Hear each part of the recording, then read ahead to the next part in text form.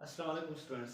आज का जो हमारा टॉपिक है वो है compound unit number 1 fundamental of chemistry में क्लास 9 का। ठीक है स्टूडेंट्स, कंपाउंड के बारे में हमने डिस्कस करना है और कंपाउंड के अंदर कुछ पॉइंट्स है वो हमने डिस्कस करने होंगे कि कंपाउंड्स में कुछ पॉइंट्स होते हैं जैसे कि किस तरह उसकी कंस्टिट्यूशंस प्रॉपर्टीज़ क्या चीज़ होती है और किस तरह वो प्रॉपर्टी जो है वो लूज़ कर जाते हैं। तो ये चीज़ें हो गई और उसके टाइप्स ऑफ कंपाउंड हो गए। ठीक है, आपके पास आयनिक कंपाउंड होते हैं, मॉलिक्यूलर कंपाउंड होते हैं। ठीक है, कोवेलेंट कंपाउंड जो होते हैं मॉलिक्यूलर कंपाउंड से रिप्रेजेंट किए जाते हैं। तो ये सब चीज़ें जो होती हैं वो आज की वीडियो में पहले फर्स्ट वीडियो में हम डिफिनेशन को समझ लेते हैं कि कंपाउंड की डिफिनेशन कैसे की जाती है। ठीक है स्टूडेंट्स, अगर पहले बात करें यहाँ पर कुछ एलिमेंट्स मैं लिख देता हूँ ताकि आपको डायरेक्ट पता चल जाए कि ये कंपाउंड है, एलिमेंट्स है, ये मॉलिक्यूल है। ठीक है स्टूडेंट्स, यहाँ पर चले मैं लिख लेता हूँ कि जैसे सिर्फ एच लिख लेता हूँ। ठीक है स्टूडेंट्स, अब ये सिर्फ एच जो है ये हमारे पास एलिमेंट है। ठीक है, आप एटम भी कह सकते हैं, एलिमेंट भी। और पहले मैंने आपको before in the previous video I have told you कि आपके पास जो एलिमेंट होते हैं वो सेम टाइप ऑफ एटम से बने होते हैं। ठीक है, तो ये आपके पास अगर एक एच यहाँ पे ऐसे लिखा है तो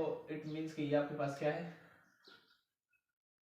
एलिमेंट। ठीक है, ये आपके पास एलिमेंट हो गया। अगर मैं ऐसे कर लेता हूँ कि H2 कर लेता हूँ। ठीक है, अब एक H मीन्स कि एक हाइड्रोजन दूसरा हाइड्रोजन कंबाइन कर दिया, देन इट फॉर्म H2। तो H2 आपके पास क्या बन जाएगा, मॉलिक्यूल।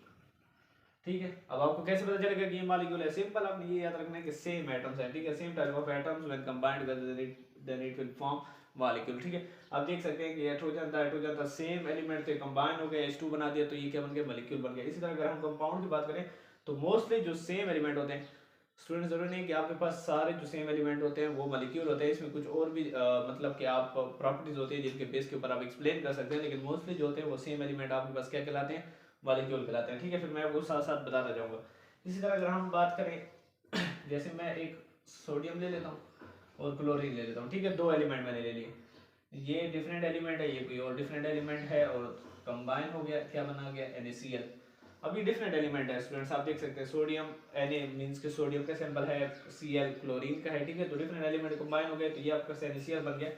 अब ये मेरा कंपाउंड है, क्या चीज़ है, कंपाउंड है, मॉलिक्यूल नहीं है स्टूडेंट्स। क्यों मॉलिक्यूल नहीं, क्योंकि ये डिफरेंट एलिमेंट्स हैं। ठीक है, तो सेम एलिमेंट्स जो होते हैं वो मॉलिक्यूल कहलाते हैं। अगर एक ही एलिमेंट ले लूँ, जैसे मैं यहाँ पे सिर्फ ही Na ऐसे लिख लेता तो ये मेरा क्या बन जाता, एलिमेंट बन जाता है। ठीक है, तो ये अगर थोड़ी सी बेसिक की बात करें तो बेसिक के बेस के ऊपर यही होता है, हम इस तरह डिफरेंशिएट कर सकते हैं कि एलिमेंट, मॉलिक्यूल और कंपाउंड में। ठीक है, अब हम समझते हैं, डिफिनेशन की तरफ जाते हैं कि कंपाउंड और इसको कैसे डिफाइन किया जाता है। ठीक है, अब देखें स्टूडेंट्स, हमने सिर्फ इसी चीज़ को याद रखना है और हमने उसको डिफाइन करना है। ठीक है, अब डिफरेंट एलिमेंट्स हैं तो हम यहाँ पर लिख सकते हैं डिफिनेशन में। ठीक है,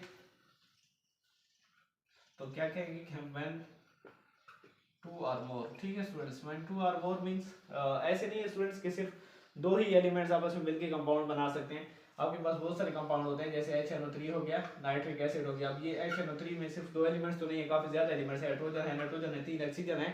तो इसमें दो एलिमेंट्स तो ना हुए। ठीक है, तो दो से ज्यादा भी हो सकते हैं, तो इसलिए मैं क्या लिख रहा हूँ, when two or more different elements, when two or more different elements combine. अब कंबाइन कैसे होते हैं, एलिमेंट्स हैं, एलिमेंट्स आपस में ऐसे कंबाइन नहीं होते स्टूडेंट्स। मैंने आपको प्रीवियस वीडियो में बता दिया था कि एलिमेंट जो होते हैं वो तब कंबाइन होते हैं जब वो आपस में रिएक्शन करते हैं। रिएक्शन किस तरह करते हैं, इलेक्ट्रॉन के थ्रू करते हैं। ठीक है, एक एलिमेंट इलेक्ट्रॉन लूज कर रहा होता है, दूसरा एलिमेंट इलेक्ट्रॉन गेन कर रहा होता है, तो तब जाकर वो रिएक्शन करते हैं और क्या बनाते हैं, कंपाउंड बनाते हैं। ठीक है, तो ये आपके पास क्या होता है, केमिकली कंबाइन होते हैं। ठीक है, chemically combine by fix ratio. अब स्टूडेंट्स यहाँ पर एक चीज आ गई, वो है आपके पास फिक्स रेशियो। ठीक है, अब फिक्स रेशियो क्या है, ठीक है, अगर इसको समझ लें कि फिक्स रेशियो का क्या मतलब है। ठीक है, तो फिक्स रेशियो को समझ लेते हैं और हमारे पास क्या हो गया, बहुत सिंपल हो गया, डिफरेंट एलिमेंट्स कंबाइन हो गए, कंपाउंड बन जाएगा और केमिकली कंबाइन होंगे। केमिकली कंबाइन इसलिए होंगे क्योंकि एलिमेंट इस तरह कंबाइन नहीं हो सकते, वो आपस में रिएक्शन करते हैं through electrons. One atom will lose electron and another atom will gain electron, then it will be forms compound. Molecules or anything depend on their elements, that which type of elements are combined. ठीक है, तो element पे depend करता है, अगर same element combine हो रहे हैं तो मॉलिक्यूल बना रहे हैं, डिफरेंट एलिमेंट्स कंबाइन होते हैं तो कंपाउंड बना रहे हैं। ठीक है स्टूडेंट्स, अब कंपाउंड में एक और चीज आ जाती है स्टूडेंट्स, वो है फिक्स रेशियो। अब अगर हम फिक्स रेशियो की बात करें कि फिक्स रेशियो किसको कहा जाता है, तो देखिए ये काफी सिंपल है। यहाँ पर अगर हम लिख लें फिक्स रेशियो, ठीक है, तो फिक्स रेशियो को समझ लेते हैं कि फिक्स रेशियो का क्या मतलब है।